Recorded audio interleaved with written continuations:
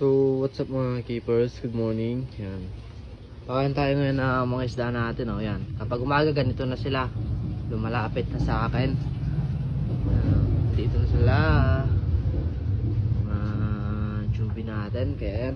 Ito yung pakain natin para mga boss. Yung gel food by Max Growth. Yan. Binababad lang natin sa probiotics. Yan. Mga gusto mag-order ng probiotics yan. Lalagay ko na lang yung link kung saan kayo pwede maka-order. Then ito gel food. Yan, binababad lang natin ng 30 minutes. Then, pinapakain natin sa mga isda natin. Yan o.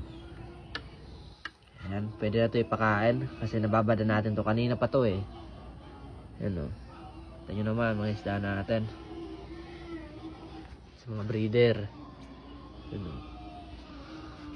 And doon naman tayo sa mga red eye natin na peak EBM yan, mga red eye natin. Ito nyo naman.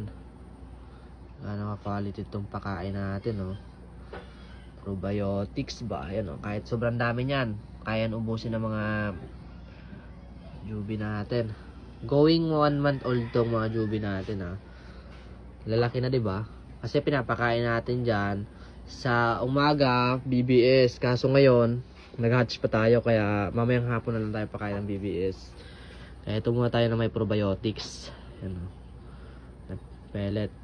Kung gusto nyo maganda yung isda nyo, maging maganda, pakainin nyo lang ng masarap para yan. Siyempre, dapat maganda rin yung genes. Yan. Food trip sila. Ulitin ko yung mga gustong umorder ng probiotics by Max Growth. Yan. Lagyan natin sa yellow basket yung link. Then, yung gel food. Kaya, isang bagsak muna. Malman.